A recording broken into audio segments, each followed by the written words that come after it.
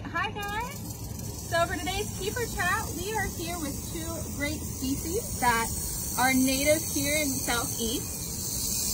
So this fella here is an eastern diamondback, and then this guy over in this area is a canebrake rattlesnake, also known as a timber rattlesnake. And we have these guys out here today to get a little bit of sun, and they have some nice leaf litter so you can see how they might be able to camouflage in the wild. And the reason we have these two snakes here at Cheehaw are we hold these snakes for DNR, the Department of Natural Resources. So if they were to go and do a presentation like at Claxton, the Wildlife Festival, they can take these snakes and have them on hand. And the Claxton Wildlife Festival is actually a reformed rattlesnake roundup. And at the previous rattlesnake roundups, what would happen is people would collect as many rattlesnakes as they could, and most of the rattlesnakes ended up being killed at the end of it. And these wildlife festivals are a way to counterbalance that, so that we can have these rattlesnakes, people can still come out and learn and admire them, but at the end of the day, they get to come home and to us here at Cheehaw, and we can take care of them throughout the year. So they finally have stopped moving their rattles about. So let's talk about a little bit about their rattles. So here's one here that fell off naturally when we were working one day. And each one of these are just hollow segments. And you can see at the inside there how it's nice and hollow. And one of the things we get asked a lot is if you can tell how old a rattlesnake is based by the length of the rattle. So every time a snake sheds, they add a new segment on at the end of their rattle, but they might break off like this one did, or after they break off, they will regrow. So it is hard to judge how old a snake is by the rattle.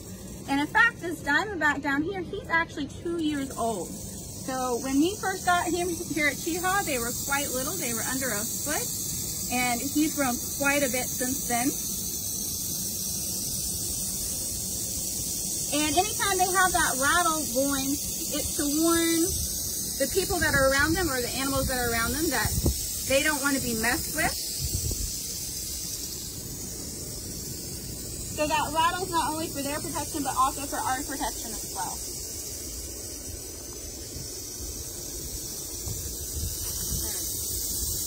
Let them move around there. And we don't house these guys together, so they don't live together. They live next door to one another, because typically snakes don't want to be around other snakes unless it's for breeding purposes. So if you ever do find a snake on your property, it's always nice to let them live where they are, because they will most likely keep the other snakes away. Now, if you don't want snakes on your property, some things that you can do are make sure you don't have any brush piles or piles of old garbage or trash. Diamondback's not too thrilled about being out here, apparently, giving us his opinion.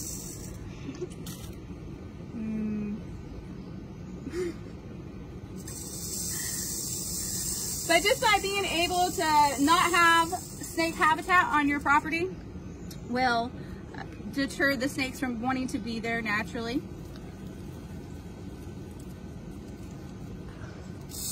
And when you see this behavior this diamondback's doing right now, how he's raising his head up, that is called periscoping.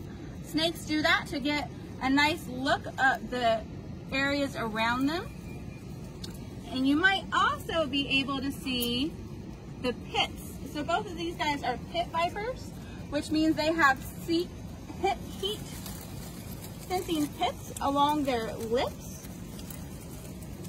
So if a nice warm rat or a mouse were to go by, they would be able to lock on that heat signature before they would be able to recognize the shape of the mouse or the rodent they were keyed in on.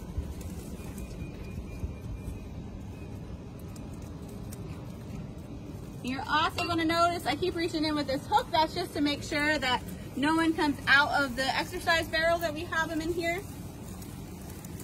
But as far as identification goes, so with our diamondback here, you're going to see these Nice diamond-like patterns along his back. And then our cane brake has these lines. They're almost like chevron lines.